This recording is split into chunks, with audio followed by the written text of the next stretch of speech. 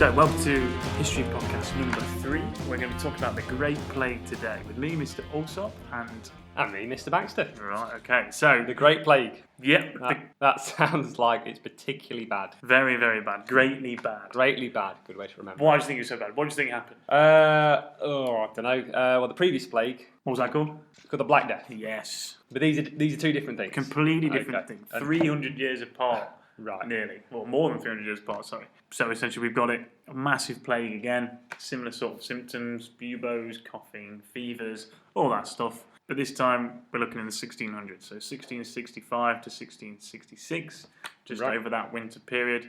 And during that time, in November, which was the worst week, 7,000 died in 1 week. Wow. And over 100,000 Londoners died during that time period. And if you think, again, smaller populations, that would have been a hefty chunk of the amount of people. Yeah, I guess, like say this was 300 years after the other plague, I guess more people would have moved to cities like London, so the spread will be a lot quicker, wouldn't it? Yeah, so as we know, like, disease spreads from person to person. The closer you are, the quicker it's going to spread. That made this plague just as deadly, if not more, in the cities and towns than before. Okay, so people are just as helpless, really.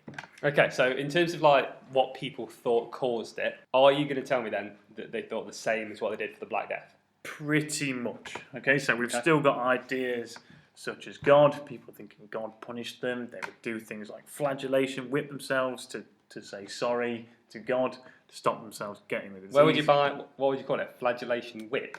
A whip, yeah. A whip. Where would you buy that from? Would there be specialist shops? The whip shop. The whip, that's just what I thought. Okay. So you go down to your whip shop. Local whip shop, buy yourself a whip. If say you've been sorry to particularly God. bad, would the width of the whip be wider? They sometimes had metal rings and things on them to make them even more painful. Oh, okay. And who judged how hard you had to hit or how many times you hit? Was that up to the individual? Probably, yeah, I guess. Okay. So let's say, for instance, I've missed church on a Sunday. How many lashes do I give myself? I'd probably take 3 or 4. 3 or 4? Maybe if you've killed someone, something like 50 lashes a day. Anyway, other things such as astrology. So they looked at the planets again and saw that Mars and Saturn and Jupiter were in unusual places, and they thought that had caused the plague. Obviously, completely irrational. But the thing that's changed. So we think. Well, so we think, and we know now. But there was a much greater focus on miasma being the cause of this particular plague. Okay, these old ideas were still believed, but miasma has taken over as the most commonly believed cause of disease now because of the new ideas about transference and being passed through the air from person to person. Okay, so this idea of transference, they were starting to become more aware of it. Little bit, yeah. So why didn't that allow them to stop the spread? Because this is not called the Great Plague for no reason. Those people died, but they had more knowledge. Well, it seemed to help them. Yes, but like I said, not everyone was convinced. And also, people were stuck with their old ways, stuck with their old treatments. And the government did try and put some things into place, such as Charles II, who was the king at the time, made a royal decree to burn tar in the streets and light fires everywhere to get rid of these bad smells that the miasma supposedly is. He did things to encourage quarantine, such as banning public meetings, and he had officials go around towns and cities painting red crosses on the doors of the infected. Right. This only works if it's carried out fully, and you can't do it perfectly. There was one very odd thing that they did as well, which was burn cats and dogs. Wow. 200,000 cats and 40,000 dogs. First of all, who has recorded that there's that many that they're burned?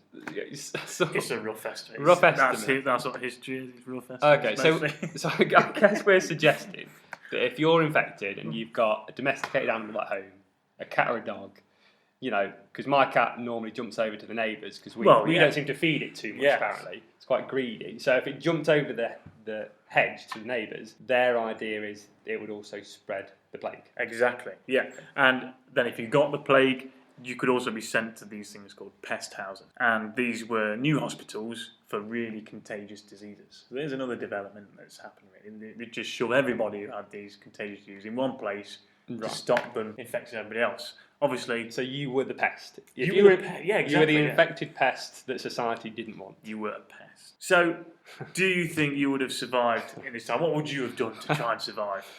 I'd have prayed a lot. Would that have worked? It would have. Well, you would have assumed it would. At the time. Maybe looked at the stars a bit. I don't know what that would have helped, but I guess my natural instinct would be to go and seek medical help. If I was to catch it, get myself to a hospital. Not sure how good the NHS was NHS? back in the day. There was no such No thing as NHS. NHS. Right, There right. were hospitals, and they had improved from medieval times. The church used to mainly run hospitals.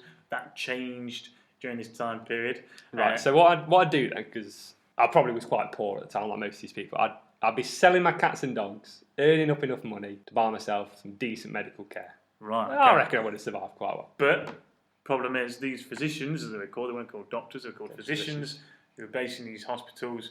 They worked under mostly quite unsanitary conditions, wasn't very clean, and They weren't paid enough, I imagine, for the job that they were doing. Yeah, they've decent pay, relatively good, but they still didn't know that germs cause disease. How can they cure you if they don't know what's making you bad? That's the problem. That's quite at a this damning time. statement, That right? is a damning statement. So actually, again, What was do the you think point? it would I have tell you, survived? a doctor sounds like the best job in the world. What are you doing all day? Walking around in a white coat? Well, you get paid to just watch people die. Watch That's people not a die. great job, is it? Well, no, but you're not doing it, are you? No. Okay. So do you think it would have survived? Well, no. If the doctors didn't know what they were doing, no chance. It was all based on luck, really, I guess. And a strong and healthy immune system. Well, yeah. Yeah. Yeah. Right. Well, that's another uplifting one. We promise it does get more positive.